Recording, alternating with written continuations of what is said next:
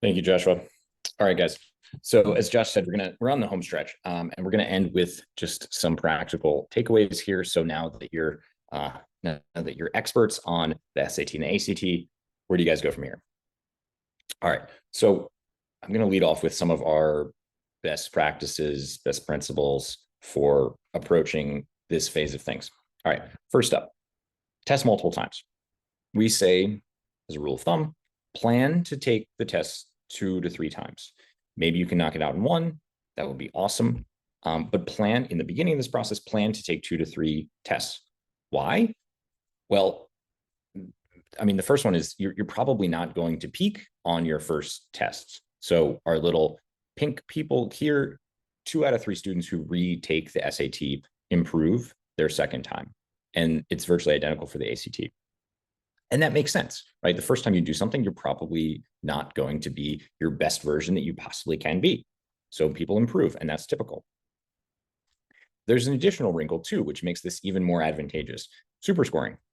You may or may not know what super scoring is. It sounds exciting. It is exciting.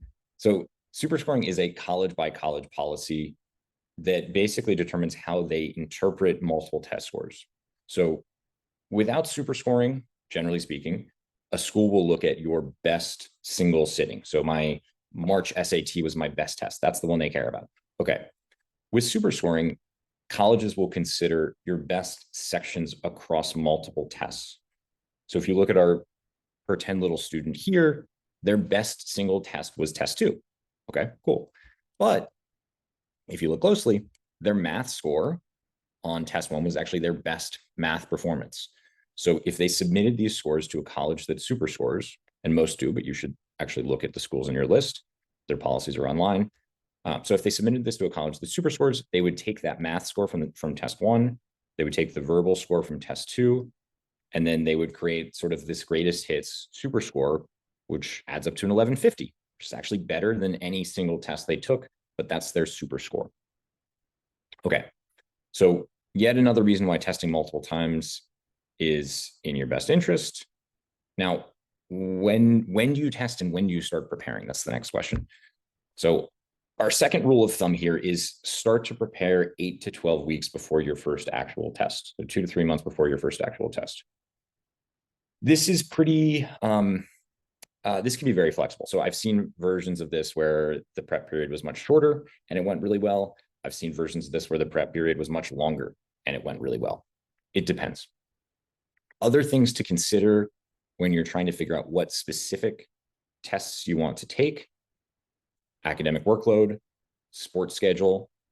Don't plan to like peak on the SAT or ACT at the same time that your lacrosse team is going to the state playoffs. Like, probably not the best idea. Although I realize schedules are really busy, but just do your best. Sports recruitment, if you need scores earlier than other folks, factor that in. Obviously, before the early action, early decision deadlines. Usually the October tests in your senior year typically are sort of the last tests that can be submitted for early action.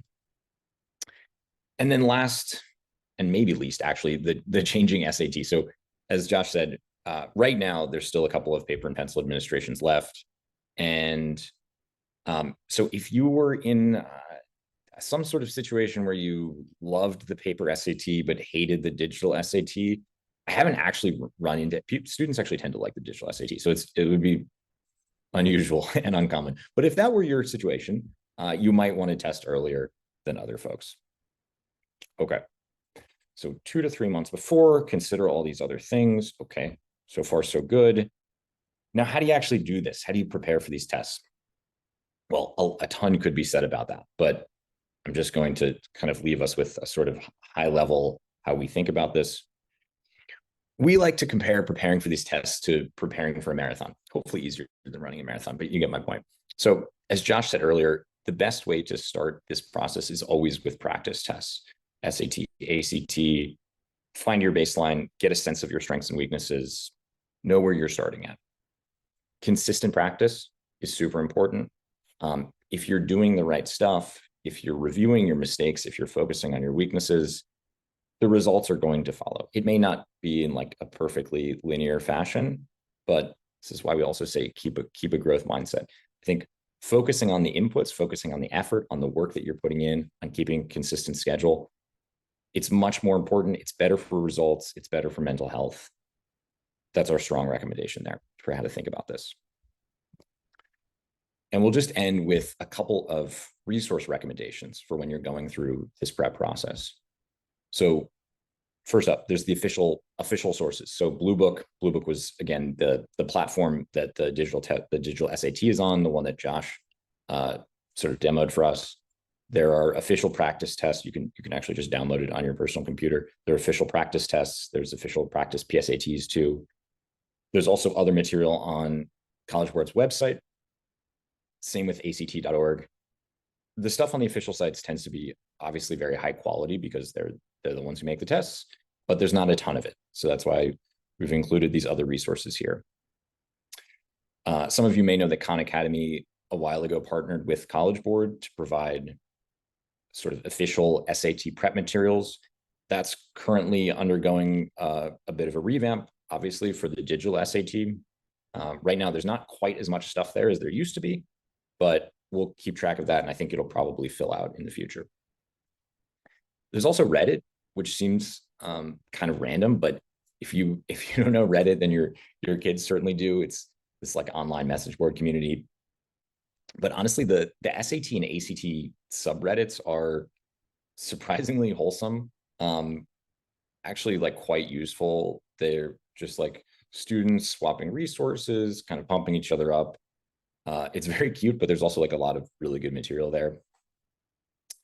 And there's also the, on sort of the mainstream books too. So like the 500-page Kaplan books, Princeton Review books that you see at Barnes and Noble or whatever bookstores exist now. And I mean, if you have the fortitude to go through that, then I think they can actually be quite useful. It's tough to do on your own. There's a lot there. There's also what I'm calling here indie books, which are sort of under the radar books produced by one tutor or a small group of tutors. Those typically focus on single sections of the test, so like ACT Science, SAT Math, and they're actually, they can be incredibly good, especially if you have one section that you really need to focus on. And then finally, on the other end of the spectrum, there's working with a tutor, which can take a number of different forms, classes, one-on-one prep, some blend of self-prep and working with somebody. There's lots of different versions of this. There's also a lot of really tremendous tutors out there. So I think, if you decide to go in that direction, it's worth, reaching out to a few, sort of getting a sense of their style and how they approach prep. Students are different, tutors are different, and finding a right match is really important.